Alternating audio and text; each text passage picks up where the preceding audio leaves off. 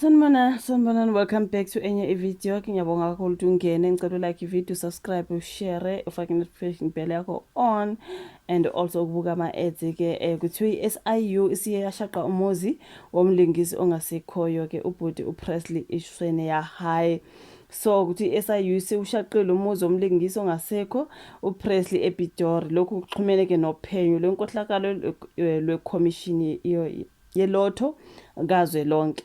I-Special Investigating Unit ithola incwadi egunyaza ukugodlwa-ke kwendawo yokuhlala ePitoli okusolwa ukuthi-ke ithengwe ngemali yesibonelelo sikahulumeni ese-National Lotteries Commission futhi-ke ngeyomlingisi ongasekho ubhuti Presley Ishwene ya high. It's a pity ukuthi akasekho emhlabeni sesisala-ke zivuka izindaba-ke zomuzi wakhe and all that you guys.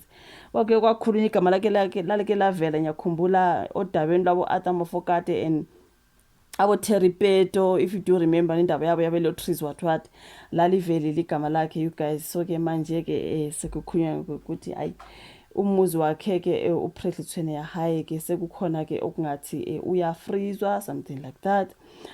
uPresley ke ubedumeke ngelika Cobra noma Cobrizi ukhunjula kakhulu ngeqhaza lakhe elimangalisayo njengomlingisi onobuqili uThuso Cobra Mkwena emdlalweni The River. So lo myalelo ke wakhishwa enkantolo ngomhla ka-18 kwephezulu futhi ke uphathelene nekhaya elise-Hasty, I think it's Hasty Park ngasePitori. Njengamanje ke lo myalelo uqondiswe kuSharlene Christina Ishwene ya high esikhundleni sakhe, I think unkosikazi wakhe. Futhi njengomabi wefa lomyeni wakhe ongasekho kanye ke noAlfred Muzwakhe Sigudla iSouthern African Youth Movement NPO Domestic Baboon Private Limited kanye ke nabanye abathintekayo. So ilona daba kabhuti uPresley Ishwene ya high. Ngicabanga ukuthi ngizolidobha kancane laphiyana ka ngizolucupha ka-MDA News bethe SIU freezes Pretoria property linked to late actor Presley Ishwene ya high in NLC corruption probe. Now, a special investigation unit has secured a court order to freeze a Pretoria property connected to the late actor Presley, his spouse, and several correspondents in a National Lotteries Commission corruption case.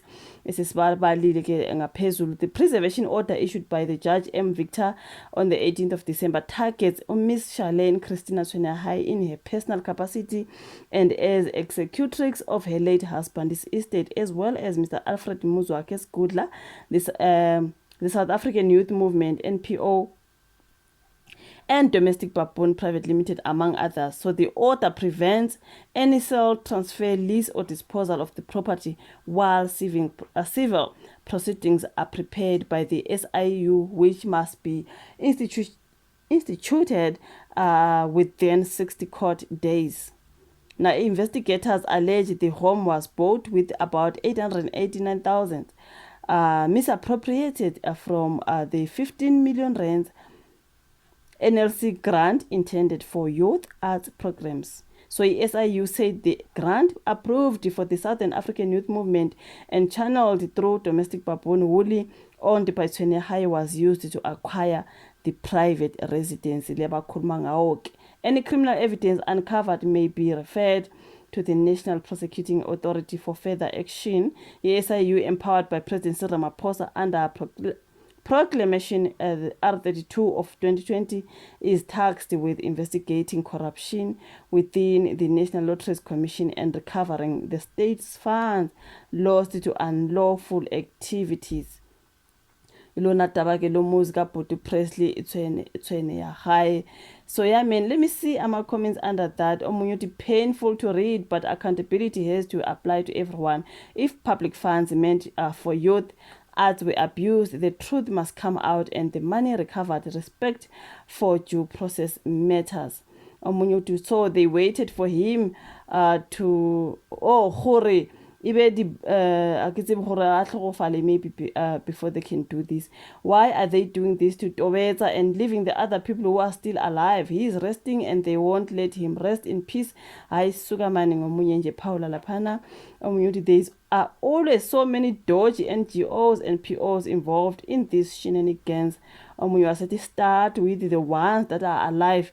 This one can't run away now, so the alive ones, they run away.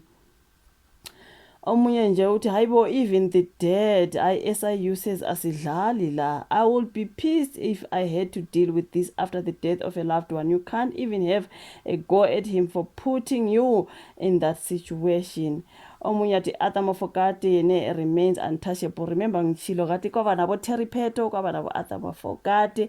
Khona manje sibona nje kuthiwa Minnie Dlamini wa receive imali e1010 useye wakhokha back 50,000 rands uthi hey angitshontshanga mina le mali ngayi kwakuyigigi wathi then mina ngazokwazi kanjani ukuthi imali abangikhokhele ngayo yayibuyaphi. That's what Minnie Dlamini have said. Okay, so ke manje bathi hayi kwangenela uPresley Tshweneyagae hayi umuntu osewazilalela abo Arthur basa they are untouchable. This is a comment ukhona uthi abo Arthur they remain untouchable. Remember phela babe amagama abayelapho sasike sabe sikhuluma ngabo ukuthi kuthiwe National Lotteries Commission abo Arthur nabo Terry Pheto nabo Tshweneyagae all that. So le comment ithi yona why nilanda lo ngasekhoyo o Arthur bona. So yeah mina kuningi you guys laphana when it comes to SIU ngathi kuya investigate kuningi okwenzekayo okuvelayo ukuthi ubani wathola imali yayibuyaphi yayingameli kuye pay back the money or bakubopha mawone bhadi bazokubopha ke mntaka bawo angazi kuningi le ndawo mbonga kakhulu ukuthi ubuka ivideo. May ubhuti Presley Tshweneyagae soul rest in peace bafowethu. Unkosikazi wakhe yena nguye ke osezadila nazo zonke lezi ke yena sewazilalela. Nkosi yami ngicela usho ivo lakho comment section, ulike, usubscribe, ushare, bisabona nakwezayo. Bye.